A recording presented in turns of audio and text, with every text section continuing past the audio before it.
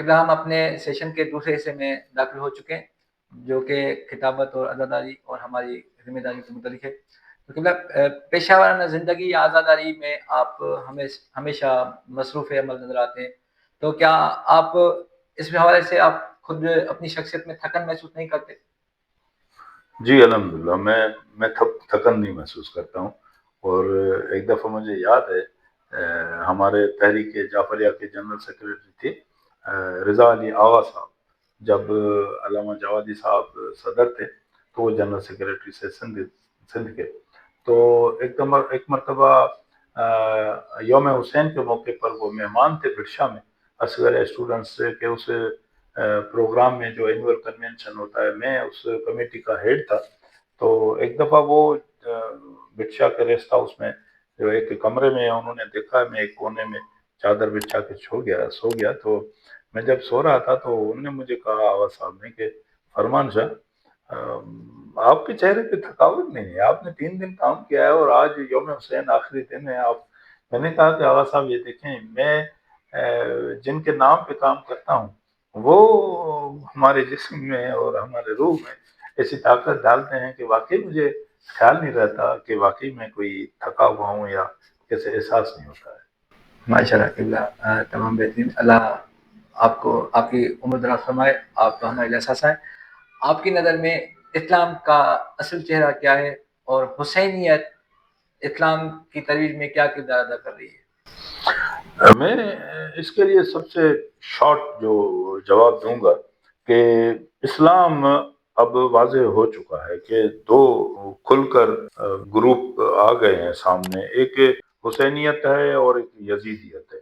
جب آپ دیکھتے ہیں کہ بہت بڑے ہزاروں کے مجمع میں بیٹھ کے ایک بندہ اگر یزید زندہ باد کا نعرہ لگائے تو اس گروپ کو کہیں گے نا، یہ جو جی گروپ ہے وہ واضح طور پر یزیدیت کی پرچار کے لیے اور کی ترویج کے لیے ہے، اور جو حسینی ہیں وہ اپنے طور پہ وہ شروع سے چلتے ہوئے آ رہے ہیں اور اپنا کام کر رہے ہیں۔ جس طرح حسینیت کا نام لے کے اور ایک جذبہ قربانی سامنے آتا ہے نا، تو میں سمجھتا ہوں کہ کربلا سے لے کے اور ابھی تک ایک تسلسل ہے جو حسینیوں نے یہ قائم رکھا ہے۔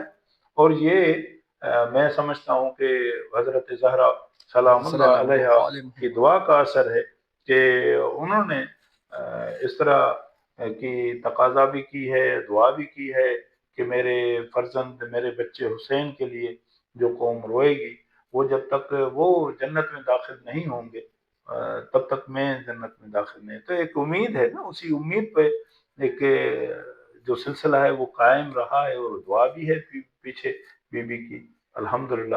میں سمجھتا ہوں ایک چیز جو ہے وہ ہمیں فارمل کرنا چاہیے اس سلسلے میں، وہ یہ ہے کہ ہماری جو تعلیم اور تربیت ہے اس حسینی میدان میں، اس کی میں کوانٹٹی اور کوالٹی دیکھتا ہوں کہ اب کم ہے۔ جو شہید حسینی کے دور میں 80s میں یا لیٹ 80s میں یا ارلی 90s میں وہ ایک جذبہ تھا، اتنا ایک بھرپور انداز میں تعلیم اور تربیت پہ کام ہو رہا تھا، میں سمجھتا ہوں کہ اس لیول پہ اب نہیں ہے۔ اس کو قائم رکھنا چاہیے تاکہ ہماری جو آئندہ نسلیں ہیں وہ بھی اس کو پہلے سے زیادہ اون کریں اور آگے بڑھیں۔ ماشاء اللہ۔ میرا اگلا سوال ہے کہ ہمارے موجودہ دور میں مسلمان قرآن و حدیث سے تمسک کا دعویٰ کرتے ہیں، لیکن وہ اہل بیت سے کافی دور ہیں، تو قبلہ اس کی کیا وجہ ہے کہ وہ اہل بیت سے دور ہیں، اور تمسک کے لیے آپ کیا ذمہ داریاں پیش کرتے ہیں کہ ہمارے جو حسینی نوجوان ہیں وہ کیا کردار ادا کریں؟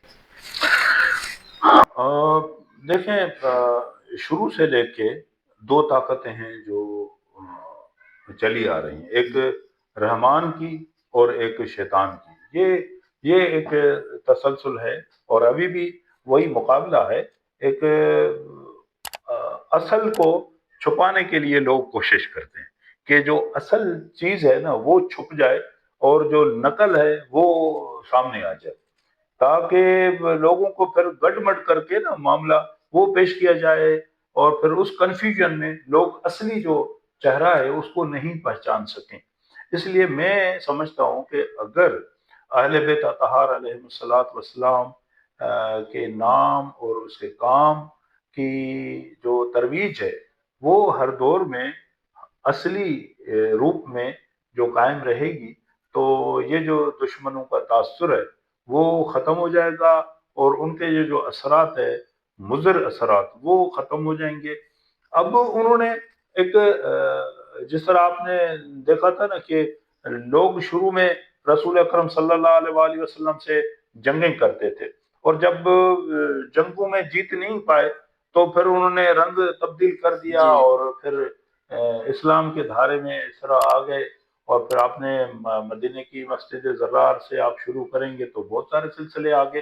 تو اس طرح انہوں نے کوشش کی ہے۔ تو کیا رسول اللہ کے دور میں جو مسجد زرار بنی تھی، اور تو یہ آج کے جو لوگ ہیں ان کو نہیں پتا کہ اس طرح کا کام کر کے رسول اللہ کا جو اصلی کام ہے اس کے مقابلے میں کوئی مسجد زرار بنائی جائے، تو وہ بھی کام کر رہے ہیں۔ اس جی جی لیے ہمیں اپنے کام کو چھوڑنا نہیں چاہیے اور کم نہیں کرنا چاہیے، اس کو سائنٹیفک انداز میں اس کو آگے بڑھانا چاہیے، تاکہ ہم بھی ان کے شانہ بشانہ ایسا لگے کہ واقعی جو اصلی روپ ہے اسلام کا وہ دکھانے والے بالکل سامنے واضح نظر آئیں، اور اب نظر آ گیا ہے۔ خاص طور پر یہ جو حالیہ تقریباً 1.5 سال کی یا 16 مہینے کی جو جنگ ہوئی نا اسلام اور یہود کی، جس میں تو بالکل واضح طور پر نظر آیا کہ جو اسلامی ممالک ہیں وہ کہاں کھڑے ہیں، اور جو اصل جو اسلام کا دفاع کرنے والے ہیں، جو قبل اول کا دفاع کرتے ہیں، جو اسلام کا دفاع کرتے ہیں، وہ کون ہیں اور کہاں کھڑے ہیں، کس طرح مقابلہ کرتے ہیں، بالکل واضح۔ جی جی قبلہ۔ اچھا، ہمارے حسینی ممبر سے ہمیشہ اتحاد بین المسلمین کی بات کی جاتی ہے اور فرقے واریت کے خاتمے کی بات کی جاتی ہے، تو قبلہ یہ رویہ دوسری طرف سے کیوں نہیں ہے، اور اس کو ہم کس طرح سے بڑھا سکتے ہیں؟ اتحاد بین المسلمین کو کس طرح بڑھا سکتے ہیں اور فرقے واریت کا خاتمہ کس طرح کر سکتے ہیں؟ اسد بھائی، میں الگ سے اسلام کو نہیں دیکھ رہا ہوں۔ میں سمجھتا ہوں کہ اسلام ایک ہی ہے، اور وہ رسول اکرم صلی اللہ علیہ وآلہ وسلم کا اسلام ہے، وہ امیر المومنین علی علیہ السلام کا اسلام ہے، جی وہ اہل بیت اطہار علیہم السلام کا اسلام ہے، اور وہی قرآن والا اسلام ہے، وہی خدا کا اسلام ہے، ایک ہی ہے۔ اب لوگوں نے بیچ میں میرا خیال میں اگر تھوڑا سا ظاہر طور پہ کہوں تو انہوں نے نا اپنے پیٹ کی خاطر ایسے جزیات کو آگے بڑھانے کے لیے ان کو ہوا دی ہے کہ اس کو پھر ہم جیسے جو سیدھے سادے لوگ ہیں نا، اس کو جزیات کو سمجھتے ہیں کہ یہ کوئی اصلی چیز ہے۔ اصلی چیز اس طرح نہیں ہے، اسلام ایک ہی ہے، اور جو اس میں اس طرح کی باتیں کرتے ہیں وہ اسلام کے لیے وفادار لوگ نہیں ہیں۔ اسلام میں جو تفرقے کی بات کرتے ہیں، اور خاص طور پر اتنے شدید ہوتے ہیں کہ دوسرے مسلمانوں کو کفر تک کے لیے فتوے بھی دیتے ہیں، تو ایسی جو تکفیریت ہے نا، وہ انہوں نے معاملہ آ کے ایک بڑھایا ہے ویسے۔ اور پھر سندھ کی تو بات ہی اور ہے۔ سندھ میں تو جو رواداری ہے، اور سندھ میں جو یکجہتی ہے، اور سندھ میں جو اسلام کے لیے ایک جیسا ماحول ہے، وہ تو ایک مثالی ہے۔ یہاں پہ آپ دیکھیں، آپ کو نظر آئے گا جب اہل بیت اطہار علیہم السلام کے دن آتے ہیں، تو آپ کو نظر آئیں گے لوگ وہاں پہ، ہر مذہب کے، ہر فرقے کے آپ کو وہاں پہ نظر آئیں گے، بلا کسی اس شدت اور نفرت اور تعصب کے۔ تو یہ آج کل جو ہو رہا ہے، میرا خیال ہے یہ کچھ ایسے ناعاقبت اندیش جو ہمارے لوگ ہیں، وہ اپنے اس چیز کو سمجھتے ہیں اسلامی ہے، یہ میں اسلامی نہیں سمجھتا ہوں۔ ماشاء اللہ قبلہ، ماشاء اللہ قبلہ۔ آپ خطابت بھی کرتے ہیں، تو خطابت کی طرف آپ کا رجحان کب شروع ہوا، اور پہلا خطاب آپ نے کب کیا؟ آپ کانفرنس سے بھی خطاب کرتے ہیں، مجالس میں خطاب کرتے ہیں، تو اس سلسلے میں آپ سے معلومات چاہوں گا۔ مجالس کے حوالے سے تو مجھے یاد پڑتا ہے کہ پہلی مجلس شاید 1983 میں، 83 میں نے سیتا روڈ، دادو ڈسٹرکٹ کا ایک شہر ہے، وہاں پہ جو چہلم کا جلوس تھا، اس میں نے ایک مجلس کے انداز میں جو ہوتا ہے خطاب، وہ کیا تھا۔ اور وہ ایسا تھا کہ وہاں پہ ایک واقعہ، باڈرا شہر ہے لاڑکانہ کا، جی وہاں پہ ایک واقعہ ہوا تھا جو سوسائٹی کے دشمن ہوتے ہیں نا وہ پازیٹیو کاموں کو روکنا چاہتے ہیں. تو وہاں پہ ایک لائبریری تھی باڈرا کے اندر، اور وہاں پہ ایک عیدگاہ تھی اور علم لگا ہوا تھا. وہاں پہ کچھ دشمنان نے چاہا کہ اس کو یہاں سے ہٹا دیں، تو مومنین نے وہاں پہ مل کے کوشش کی تھی، اور ایک عید نماز پہ وہاں پہ اس مخالف جماعت والوں نے حملہ کیا، جس میں کچھ مومنین شہید بھی ہوئے تھے. تو ان کی یاد میں، کیونکہ سیتا روڈ میں ان شہداء میں سے میرا خیال ہے 2 تھے یا 4 شہداء وہیں کے تھے سیتا روڈ کے. تو وہ جو چیلم آیا امام حسین علیہ السلام کا، اس میں ان جو شہداء کے ثواب کے لیے اور ان کی یاد کے لیے بھی ایک بہت بڑا اجتماع تھا، جس میں مجھے سیتا روڈ کے دوستوں نے اور اصغر اسٹوڈنٹس کے دوستوں نے مجھے مجلس کے لیے کہا. تو میں سمجھتا ہوں کہ وہ میری پہلی مجلس تھی اس طرح کی. لیکن ایک جنرل ہمیں جو ہدایت تھی مولانا عباس علی نجفی صاحب کی، جب ہم یونیورسٹی میں پڑھتے تھے، وہ ہمیں ایک ہدایت کرتے تھے کہ آپ جو یونیورسٹی کے پڑھے لکھے اسٹوڈنٹس ہیں نا، آپ کے اوپر لازم ہے کہ جب محرم حرام کا چاند نظر آئے تو آپ گھر پہ نہ بیٹھیں اور باہر نکل جائیں. گاؤں میں بہت بڑی ضرورت ہے، آپ وہاں جا کے جہاں پہ بھی گاؤں میں علم دیکھیں، اور مغرب کے ٹائم پہ عزاداران وہاں پہ جمع ہوتے ہیں ہر گاؤں میں، تو آپ وہاں جا کے کھڑے ہو جائیں اور ان کو بتائیں امام حسین علیہ السلام کی یہ جو کربلا کی پوری داستان ہے، کربلا کا جو واقعہ ہے، وہاں آپ جا کے مجلس پڑھیں. یہ آپ کے اوپر ضروری میں سمجھتا ہوں، اور آپ جو یونیورسٹی کے اسٹوڈنٹس ہیں آپ کے اوپر یہ ضروری ہے. تو اس وقت سے ایک ذہن میں تھا کہ ہمیں یہ اس قسم کی خدمت. پھر فارمل اس کو اس طرح کیا کہ اصغر اسٹوڈنٹس میں ہم نے